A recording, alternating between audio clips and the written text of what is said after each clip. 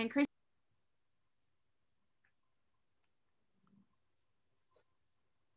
Good morning, everyone, and welcome to the Atlanta Press Club. My name is Christy York Wooten. I'm president of the club. Thank you for joining us today for the Atlanta Press Club Conversation Series event in partnership with Public Broadcasting Atlanta. Our topic today is how Atlanta journalists shaped Georgia's role in national politics during the 2020 election season. Today, we welcome some of our city's top journalists to discuss the lessons of 2020's political season and to talk about their time in the national spotlight. We'd like to remind you today that if you have questions for our speakers or moderator, please type them into the chat function at the bottom of your Zoom window. Thank you for supporting the work of the Atlanta Press Club by joining us for this webinar today. Please visit atlantapressclub.org to register for our upcoming events. On our website, you may also sponsor an event, join as a member, and donate to the club. Please follow us on Facebook, Twitter, Instagram, and YouTube to watch our videos. We would like to let you know that today's production will actually be appearing on PBA as a special, airing first on March 27th at 6 p.m. So be sure to tune into that. It will have extra clips that you haven't seen before. All right, let's get started. Today, we've asked Lisa Rayam, anchor for WABE, to moderate the program. Lisa is an Emmy Award-winning television and radio journalist who is host and senior producer of WABE's flagship program, Morning Edition. Lisa previously served as a news anchor on WAGA TV for 21 years. She also co-hosted the Loudermilk Young debate series, Senate Runoff Debates, for the Atlanta Press Club in January. Please welcome Lisa. Thank you, Christy. Thank you so much for having me. It is such a pleasure to be here. And I'd like to welcome all of our guests here today and just to take part in this all-important conversation. And a conversation is what we're having today because I've been able to work with each of you and our paths have crossed one way or another. And boy, what an election cycle, this was. So we'd like to officially welcome you to to remember, to rehash, so to speak, and how Georgia's journalists played a huge, phenomenal role in national politics. Throughout 2020, Georgia's electoral process took center stage in American politics. And in 2021, as you all know, and even those watching know, we took the spotlight. Georgia really took the spotlight, and that spotlight continues today. Today, we're going to simply look back on the 2020 election process, the season, and talk to some of Atlanta's top journalists who are joining us here today, who were frequently seen and heard on CNN, MSNBC, NPR, and so many other media outlets. And I'm also going to share some of my experiences, including a funny critique by comedian Leslie Jones the night of the election. So a lot of news, a lot of fun, a lot of conversation, and a lot of information. You're going to get that here today in just 1 hour. So we want to officially welcome you. First, let me introduce our panelists today. We are delighted to have with us today, and this is in alphabetical order, Greg Bluestein, political reporter of the Atlanta Journal-Constitution. Welcome. Stephen Fowler, political reporter, Georgia Public Broadcasting. Emma Hurt, political reporter here at home at WABE News. Cameron McWhirter, author and staff reporter of the Wall Street Journal. Tia Mitchell, Washington, D.C. correspondent for the Atlanta Journal-Constitution. And Jewel Wicker, who was supposed to be here today, is not feeling well. She was a freelance writer. She is co-host of Gaining Ground, the new Georgia podcast, but she will take part in later conversations. So let the conversation begin. Greg Bluestein.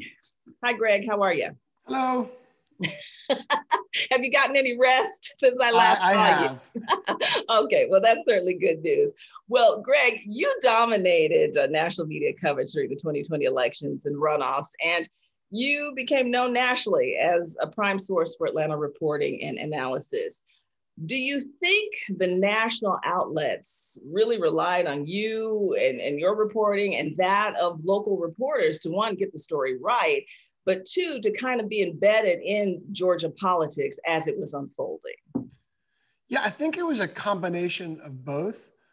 First off, I think the national media was caught off guard to something that we in Georgia knew was coming for a while, We didn't know that Senate control was going to hinge on a runoff or two runoffs, but we did know that Georgia would have a consequential overtime election. This wasn't a surprise to anyone on this panel. I had reported on the prospect of a nationally watched January runoff the day that Johnny Isakson announced his retirement way back in August 2019, and of the distinct possibility of double runoffs for months before the November election. So I think that kind of surprise to them kind of forced them to rely and trust us in the local media in Georgia more. I also think the pandemic changed everything too. Outlets that might have cut back on the army of reporters they otherwise send to Georgia, we're relying on Georgia reporters more. And many of those that did send reporters to Georgia couldn't send folks here for the entire 9 weeks. So those of us who have been covering this race since 2019 became ambassadors of a sort. Mm-hmm. And also, I think it was important too, it suddenly didn't require a whole logistical nightmare to throw people like me on the air. 2 years ago, 3 years ago, CNN would send cars to take me downtown headquarters. MSNBC or Fox would book expensive studios with green rooms and makeup specialists. Fast forward to 2020, I get a call 10 minutes before airtime to go live. I'd amble up to this room right here, put a jacket on it and do my thing. So I think that made it a lot easier for the TV stations in particular to put us on air. It just didn't require all the infrastructure it used to. That's interesting. You used the word ambassador, and you also said that journalists were kind of caught off guard. Emma Hurt, do you believe that you were caught off guard? And can you talk about how you in particular and other Georgia journalists were elevated to this national level and representing Georgia journalism? I think we all knew the runoffs were looking likely and that the national media hadn't really processed that Georgia had this weird runoff situation.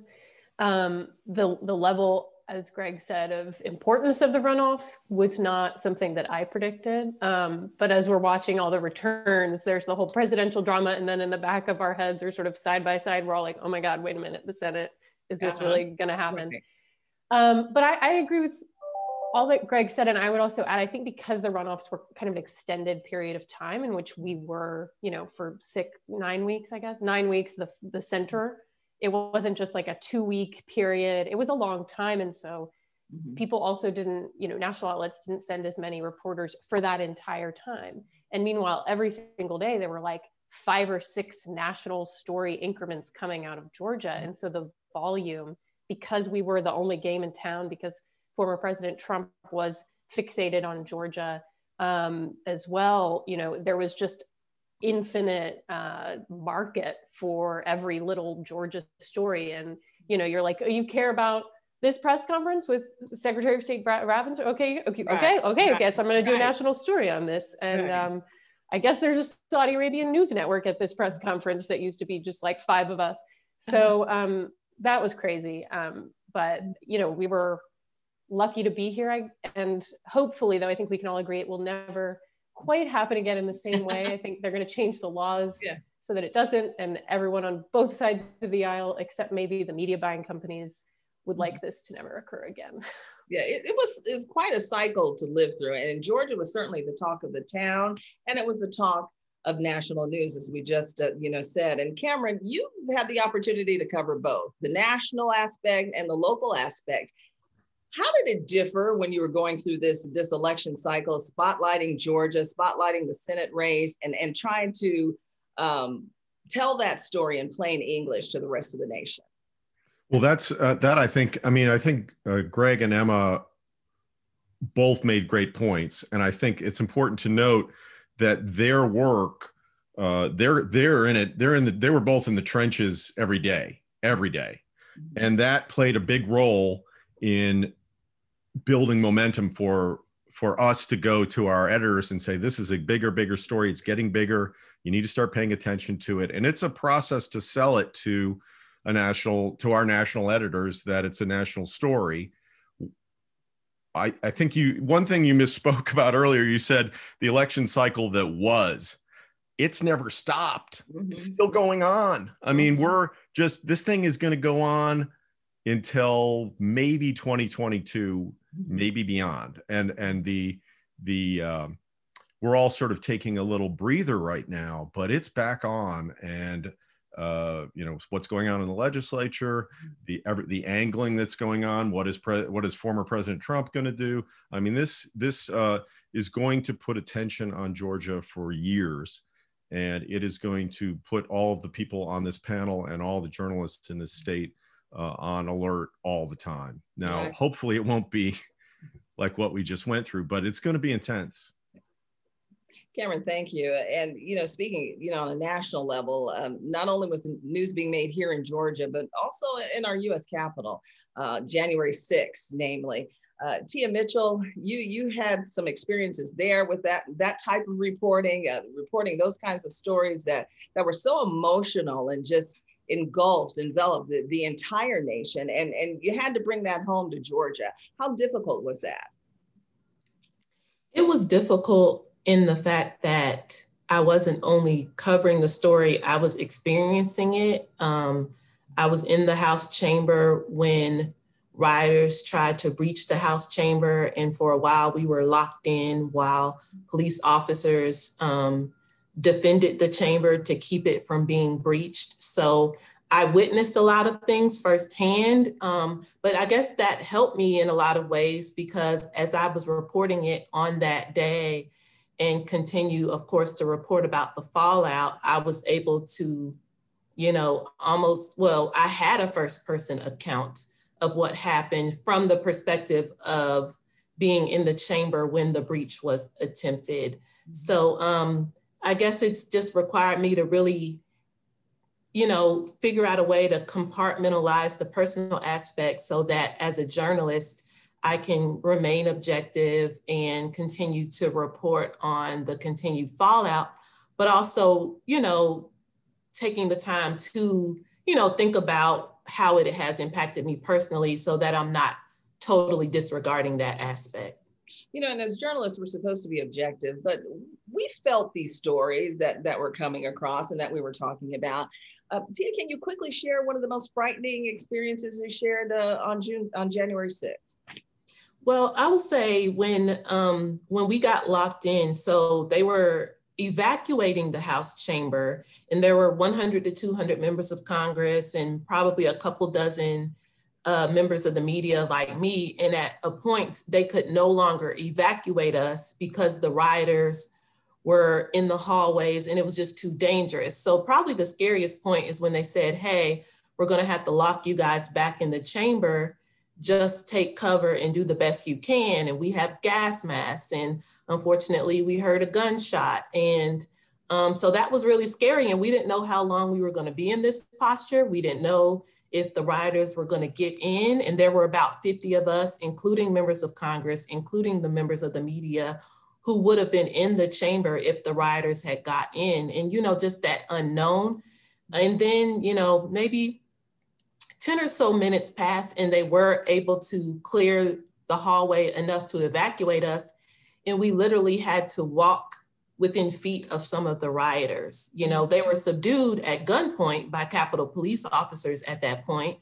But the fact that we could see them, spread eagle on the ground, these are the people who have reached the Capitol and tried to disrupt the joint session of Congress. Wow.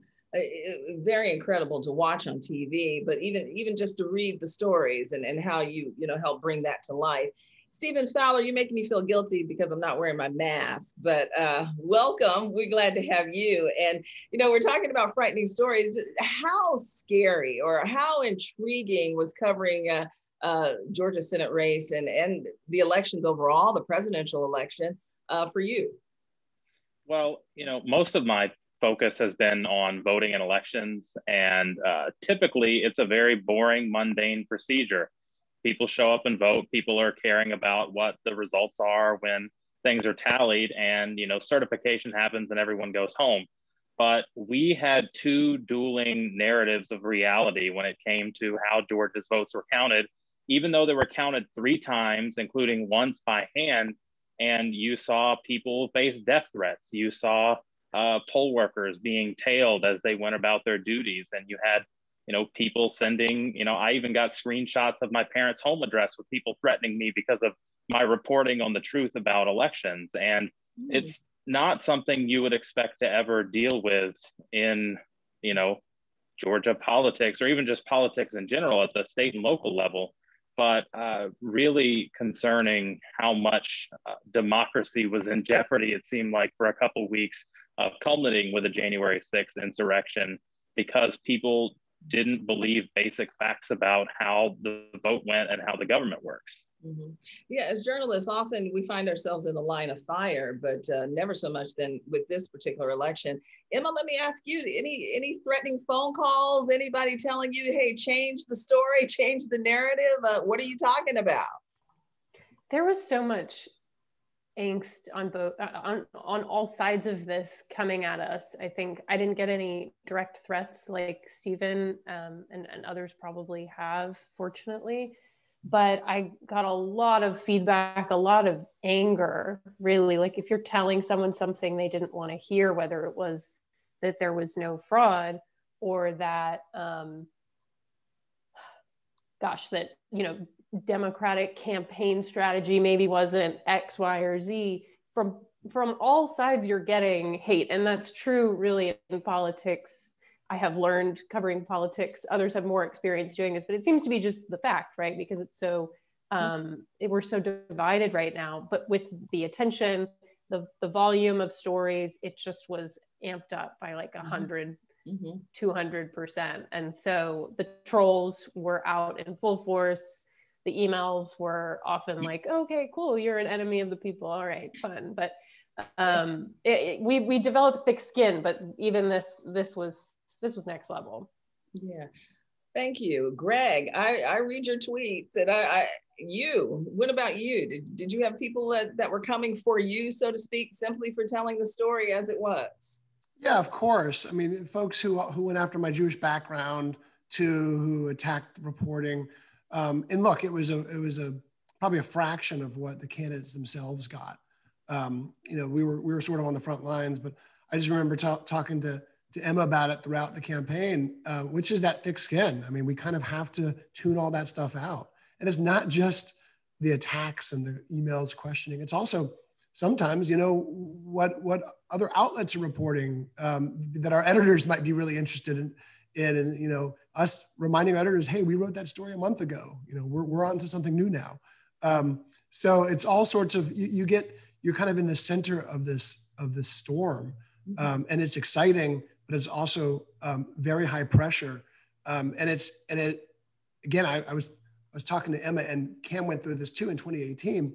But we were in the center of the national media attention in 17 for the special election, and in 18 to a degree for the governor's race. We were one of many premier political battles there, but we got a taste of it, and I didn't think anything could top the 2017 attention we got doing Jon Ossoff's run for 6th district, because we were the only game in town. And so the entire national media world sent every political reporter they could find down to Atlanta to cover that race. But 2020/2021 definitely topped that. And you just have to kind of hunker down and do your job. With that said, Cameron, you're a seasoned journalist, and you've covered the elections before. Any particular lessons learned from this last election?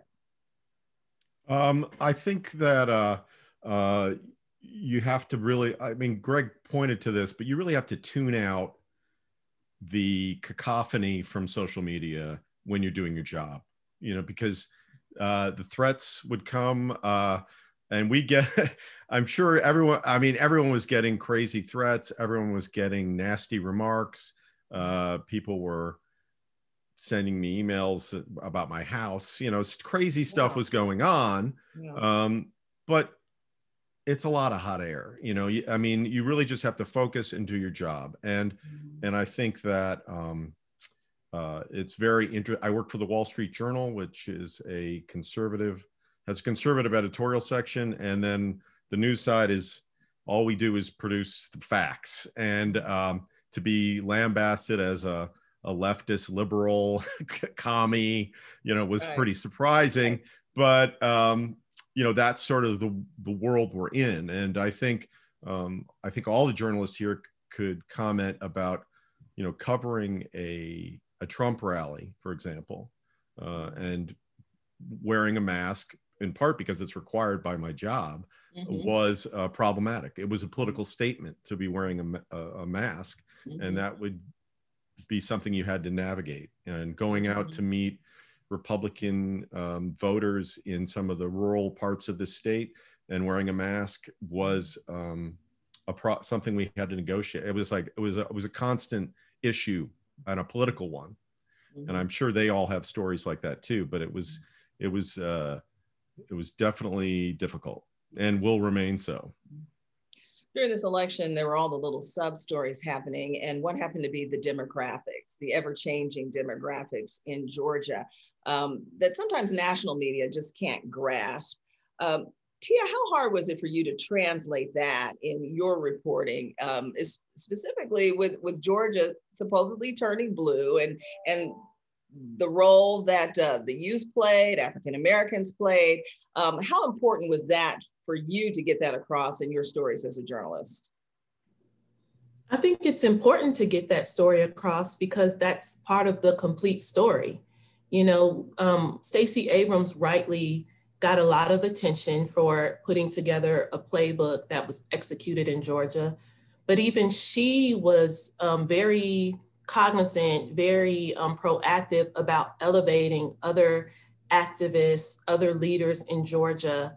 And I think it's important to tell the story not only about what happened in Georgia with the general election and the runoff, but quite frankly, it's important context to tell the story about what's happening now with a lot of the voting and election laws that are being proposed in the General Assembly.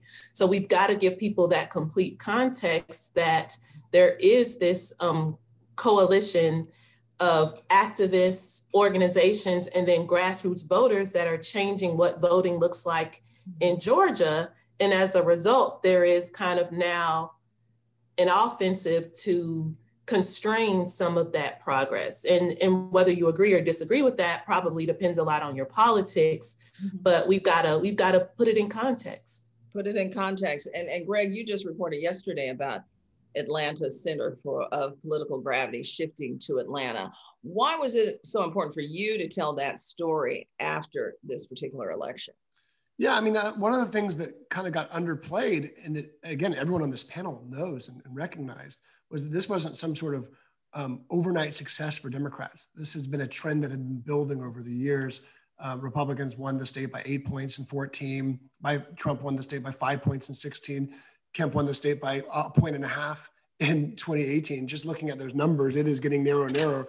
And so this wasn't an overnight success. This wasn't something that was led alone by Stacey Abrams. And it, again, just like Tia just said, this was a narrative that even Stacey Abrams pushed back on, but also the Atlanta suburbs, which are getting more and more attention and are credited, I think, partly rightly so for the demographic shift and for the political shift in Georgia.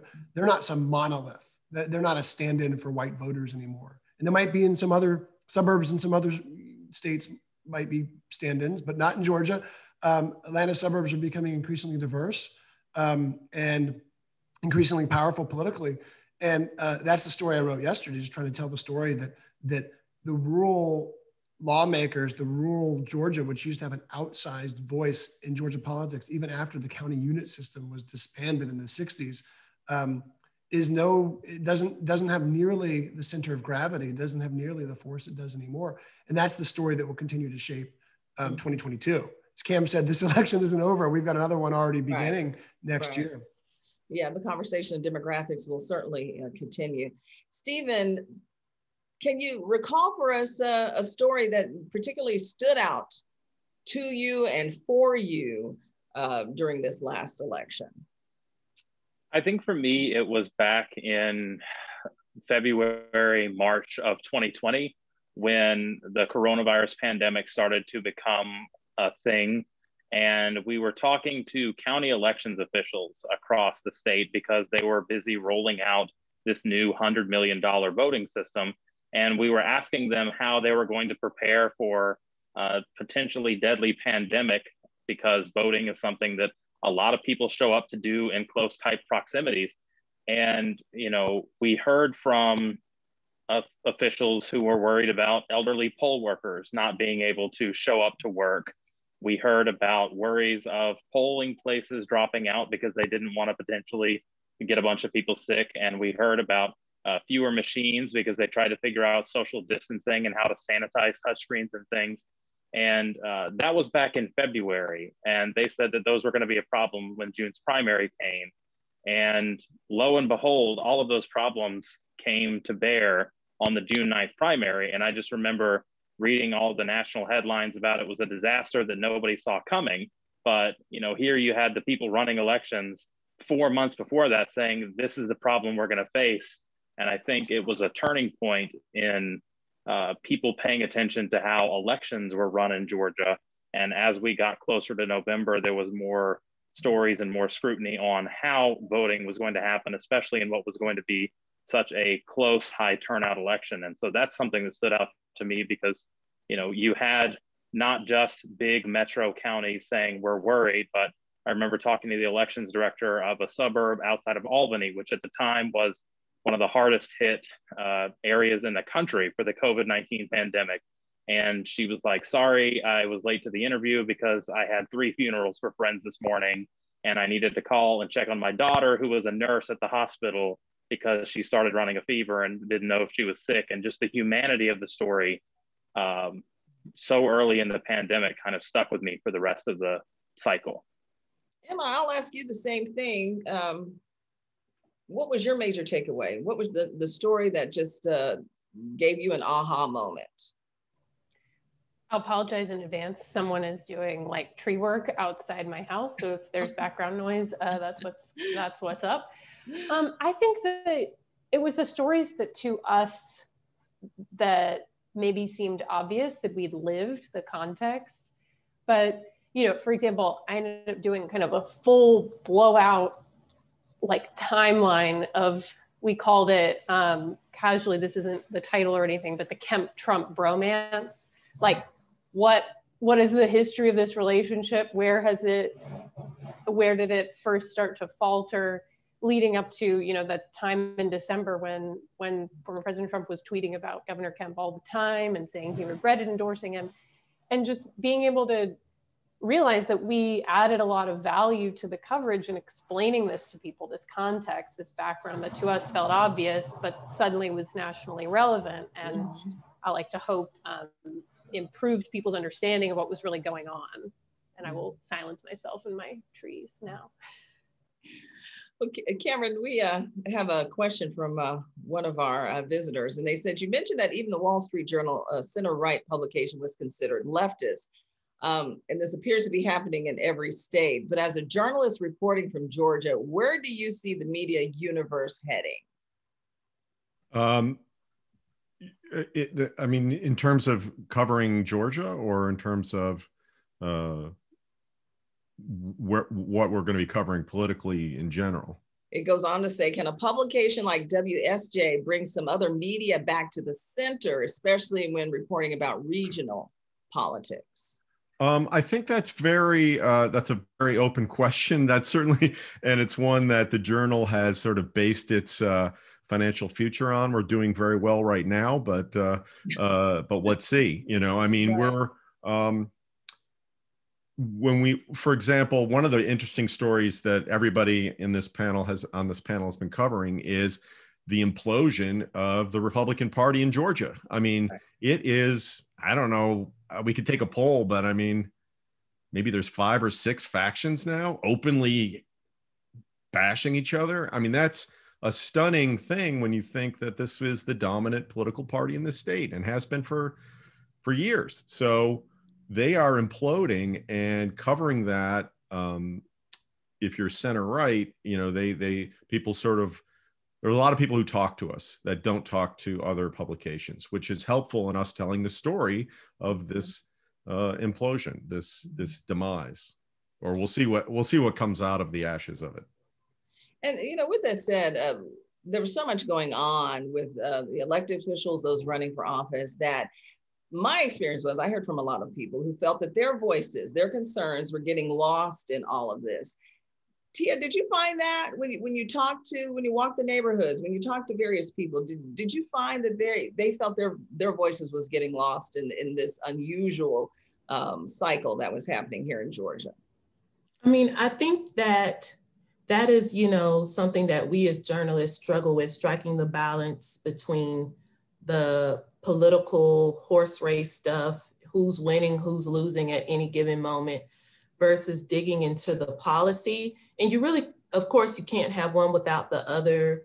The politics influences the policy. I know we at the AJC worked really hard to make sure that we were digging into the issues and we were asking the candidates about issues, and that we were, you know, in the communities talking to voters as much as possible. But I do think the circumstances, especially during the runoff, because it became bigger than just where the candidates stood on the issues. The runoffs became, will Joe Biden get a Democratic Senate, which could then really change the trajectory of his first couple years in office? And that did become paramount. And I think voters also understood that they were doing more than just electing who they wanted to be their senators in Georgia. They were possibly influencing the balance of power in Washington. So I don't think it'll be as in, you know, we've said that that was, you know, perhaps a once in a lifetime thing where 2 Senate seats in the same state would control the balance of power in Washington. Those are huge stakes with Georgia at the middle, and that may never happen again. And so future elections will allow us to even more so focus specifically on Georgia. The runoffs were nationalized. Most races will not be as nationalized in that way. Mm-hmm. But back to the putting Georgia in the spotlight. Emma, I'll ask you this. Was the Atlanta journalists, Southern journalists covering all of this, were they ever misunderstood, do you think? I don't know if any more so than journalists around the country. I think we just were had more exposure given that moment. But I mean, there is a lot of distrust of the media on both sides. It almost feels like a cliche to talk about it now, but it's still very real. And it, you know, we all encounter it talking to especially conservative voters all the time. And so I think that, again, like the scale was just broader for us in terms of the number of stories we were doing and the feedback we were getting from people all over the country, whereas normally you're hearing from Georgia voters. I mean, you know, if your story is goes nationally, Cameron is hearing from people all over the country all the time. Stephen and I, when we're on NPR, is the same. But all of a sudden, it was like every story I was hearing from people, I'm like, you're not even a Georgia voter. Hello. Right. So I don't know if we were necessarily misunderstood any more than everyone else. We just got a big brunt of it in that moment. Greg, I'll ask you, is there anything about Atlanta reporting you wish the rest of the country understood?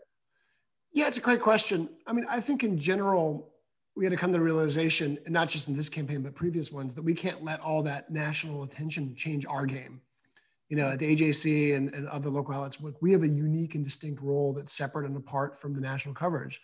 And that means we can't just pick and choose stories or candidates we want to cover. And, you know, some outlets do that. And Cam and I would often chat about this on the campaign trail in 2018, how some national media, not the Journal, but they would not cover the race for governor beyond Abrams and only maybe mention Brian Kemp as the villain. We had to write about Kemp's background. We had to write about his healthcare plan. We had to write his fiscal policy, his promise to enact abortion restrictions, all the things that are coming into play right now. We had to cover, you know, exhaustively back then. And the national media and different outlets have different, you know, missions and different guidelines, but that wasn't ours. So it's one of those things, and you know, I'd get attacked, and at some point you just tune it all out. But why aren't you writing more about X, Y, Z, or this or that story that we had covered, you know, extensively before? And you have to make that decision that you can't get caught up in the national narrative. I mean, there's sometimes when there's a story that elevates beyond everything else, and you drop everything and write it. But for the most part, we've got to cover our beats, and even if especially, I should say, if we see a national story that doesn't align with what we know to be true down here.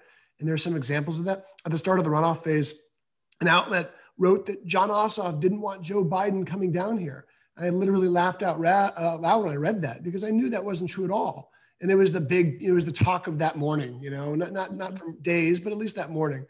And it happened just recently with the talk of David Perdue mounting a comeback. It's splashy, it gets clicks, but anyone who actually knows the senator knew that he was not relishing the idea of a 2022 matchup at all. He filed paperwork, but nothing beyond.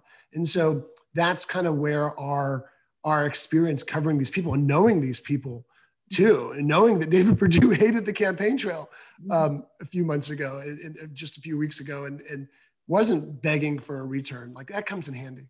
Wow. Well, before I open up the floor to questions, talk about the Secretary of State Brad Raffensperger news cycle. Was that pretty surreal to be covering elected official who's being threatened constantly, pressured constantly? What was that like, Stephen, as a journalist, to cover that angle of a story? I mean, it's really interesting because of the night and day difference between Brad Raffensperger as Secretary of State and Brian Kemp as Secretary of State. They're both Republicans. They both have, obviously conservative policies that they want for voting in Georgia, but they approach things in such a different way. And Brad Raffensperger is, it was interesting to see Brad Raffensperger called, a Republican in name only, when he's probably one of the most capital C conservative statewide constitutional officers we have. So much about voting in Georgia has been fraught for decades, but especially since the 2018 governor's race, that everything was a minefield. And to see him get attacked by both the left and the right, sometimes for the very same things, was interesting to watch. And to see people come to terms with a Secretary of State who maybe did things that were more principle-based and aligned with partisan politics was fascinating to watch. I mean, I've got copies of some of the letters, of hundreds of handwritten letters and notes that were delivered to the Secretary of State's office from people saying, I would never vote for you, but I respect you as a politician because of what you did to stand up for President Trump. And, it's, as somebody who's covered election administration for the last 2.5 years, when it was an incredibly boring, sparsely attended topic, to see it become the centerpiece of national politics was just really interesting to see. And Lisa, if I could jump in on that, just to add, I thought it was so interesting how Raffensperger, in part because the senators called for his resignation and he, just drew the ire of Donald Trump, he got the brunt of it. Whereas, Attorney General Chris Carr, for example, was actually in the courts defending the state's system against these claims of fraud, but he didn't really face the same brunt. And so it was very imbalanced, seeing where the hate seemed to fly. Yeah, it was certainly a lot happening all at once. And I'm going to ask each of you, if you could wrap up the presidential election, the Senate runoff, what was going on with Secretary Brad Raffensperger, and even the insurrection, would it change the way that you reported news in the future, elections in the future? Cameron, I'll begin with you. I would say no. I think we're going to be, again, going back to a point you made earlier, I think it's important to point out, I'm writing for a national audience, but the AJC, Tia and Greg, and that local news has had a lot of issues financially in recent years. I used to work at the AJC. They've suffered a lot in terms of cutbacks. But one thing they've always stayed true to is political coverage. They knew that that local coverage was their franchise, local, regular, steady, consistent political coverage, and that has paid off now. So, and people in the state are starting to rely on that news.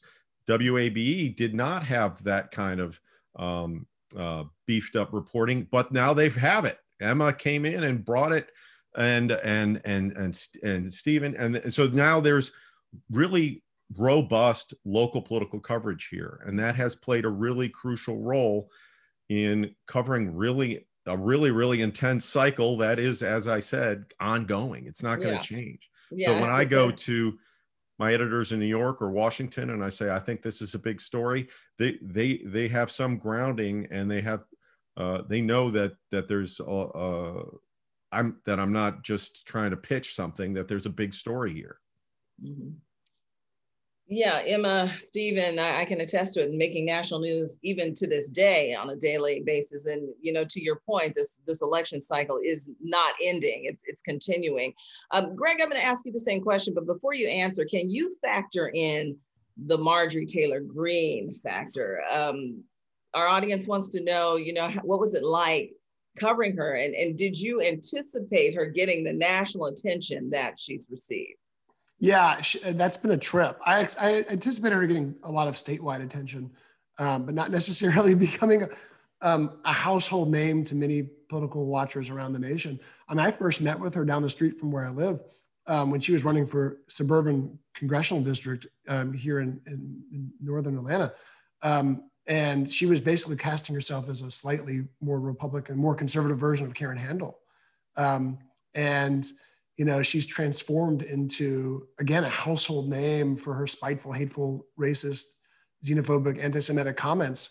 But one of those stories too that, you know, Cam was mentioning, the resources the AJC has put behind politics.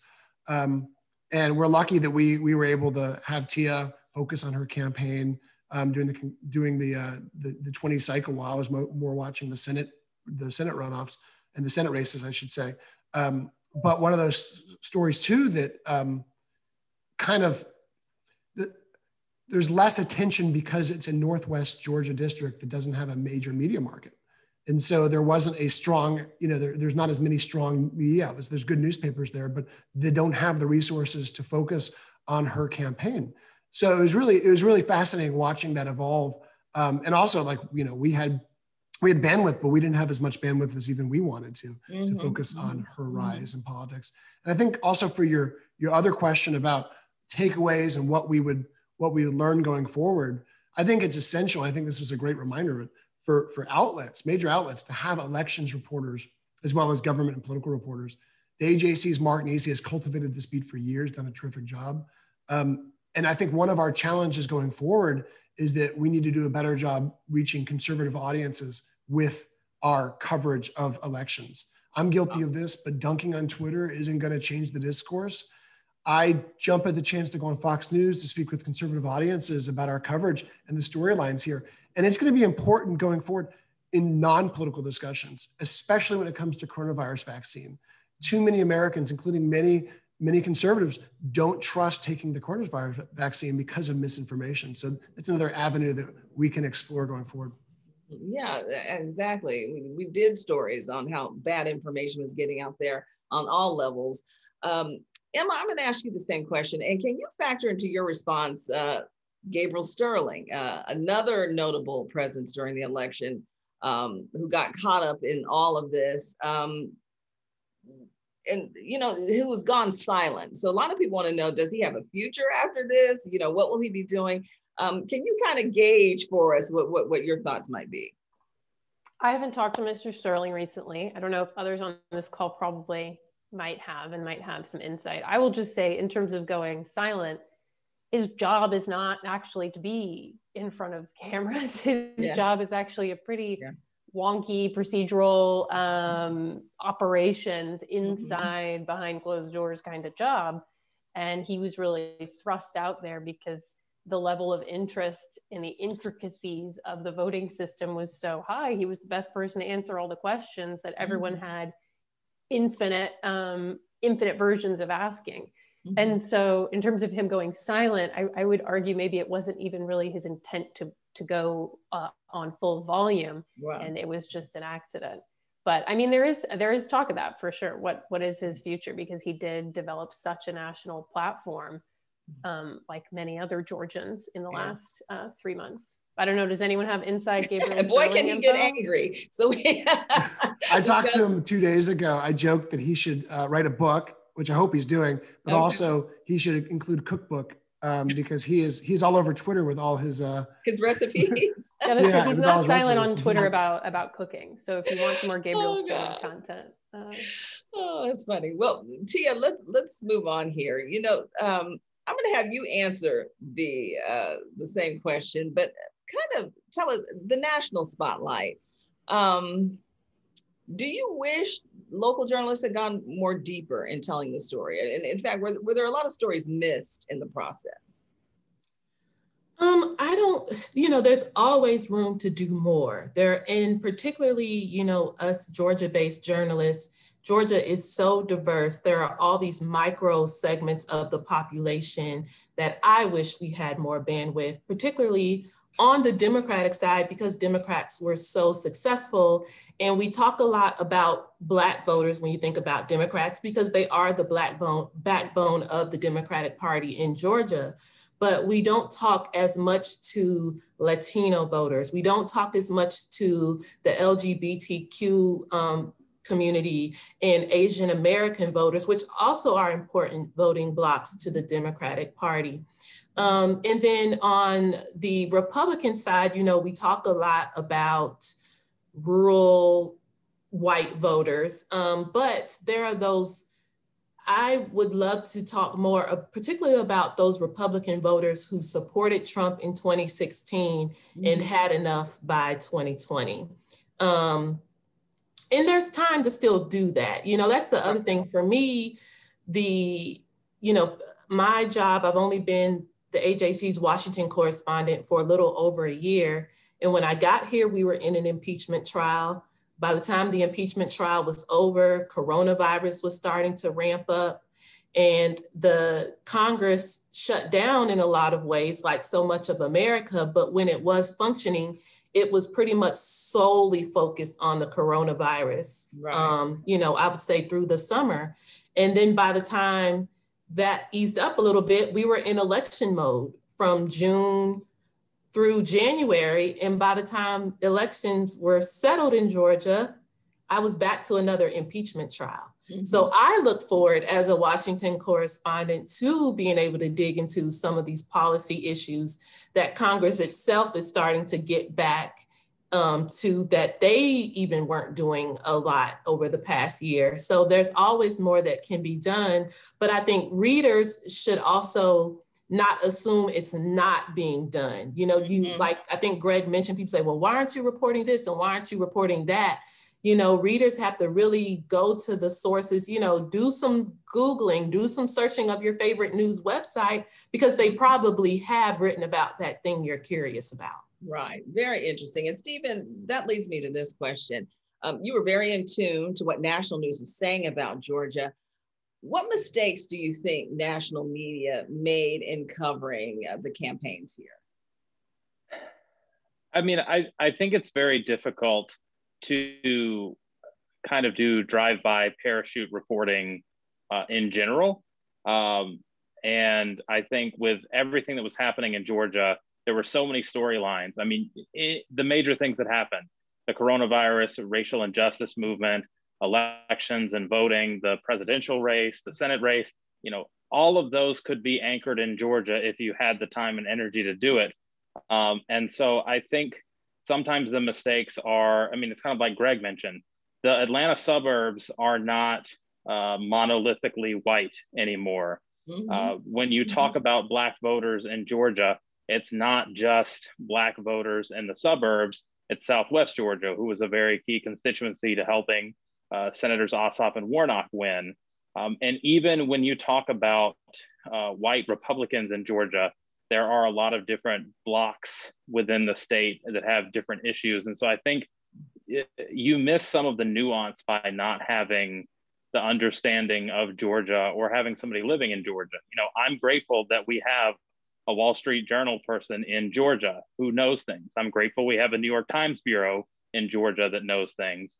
And I think, Emma and I have spent a lot of time on National Public Radio as people from Georgia who knows things. And I think just when you're short on time and have a big story to do, it's easy to fall back on some of the same voices and some of the same tropes and some of the same people to represent shorthands for larger movements or conversations. And I think many of the people that are quoted in national stories are good resources, but I think it misses some of the bigger picture of what's actually happening on the ground. Before we end today, we got to talk about Georgia, the assembly, the lawmakers' efforts to restrict voting rights here in Georgia.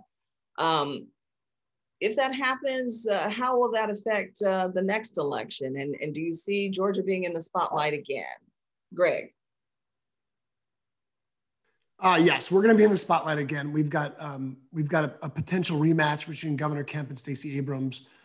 We all remember 18, what tremendous national attention we got from that race. And of course, Senator Warnock is back up again. Mm-hmm. Not to mention all the congressional seats. We don't know how the maps will look quite yet. We'll know by the end of the year what those district lines will look like, and all the constitutional officers. And Democrats are looking to gain on their victories in November and January, and have a good chance to do so. When it comes to the voting rights and what restrictions will end up passing and what measures will end up passing, that's still very much in play. I think everyone I talk to from both parties acknowledges that there'll probably be some sort of new ID requirements for absentee ballots. And polls show that there is a widespread public support for some sort of measure that does that. Democrats are still going to raise concerns about that. But I think even a lot of the Democrats who say that also acknowledge that it will probably end up passing.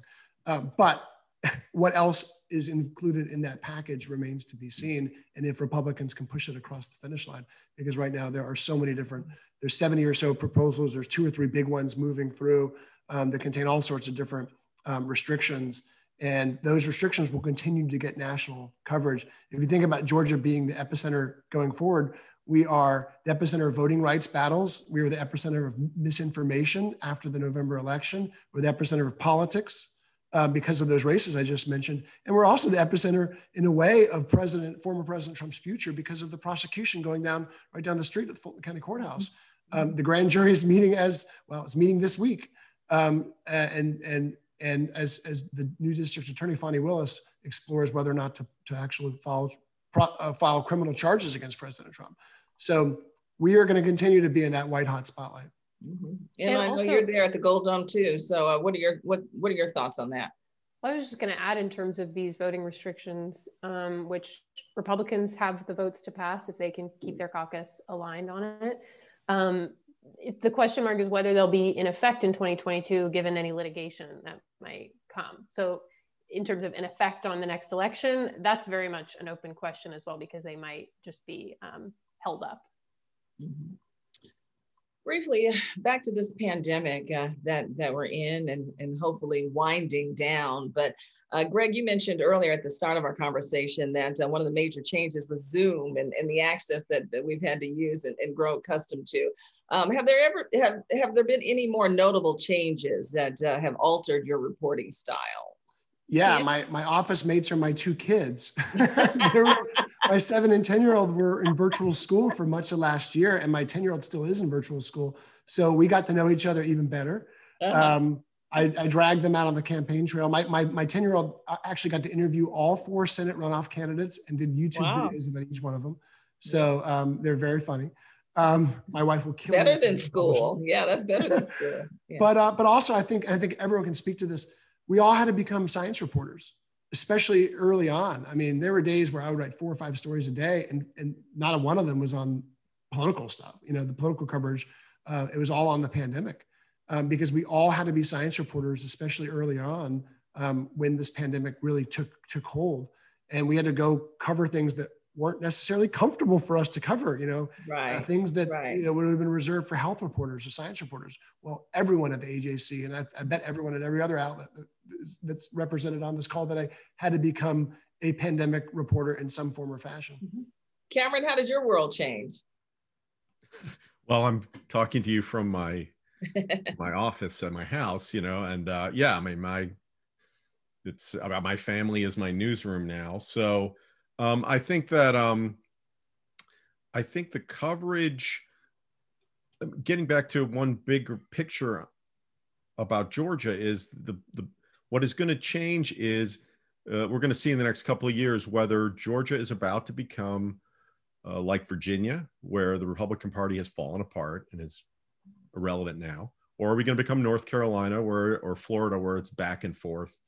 And I think these next couple of years, politics is always going to be an important part of any community, but Georgia really is going to be in the spotlight for the next 2 years. And if the Democrats can really sweep in, we all might be able to spend more of our brains on other subjects, because the Democrats will start to sweep in and it'll become a blue state.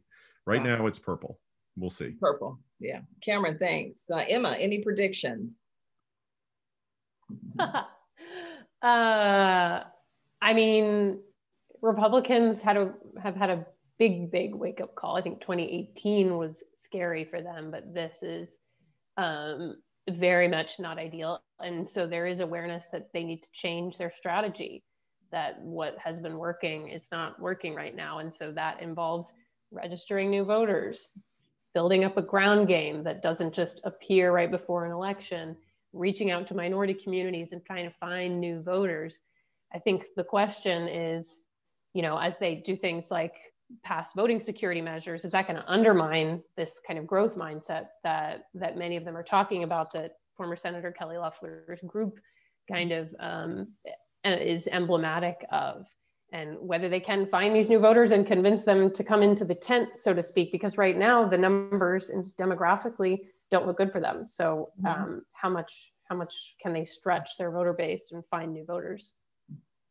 Stephen, what will be your focus moving forward?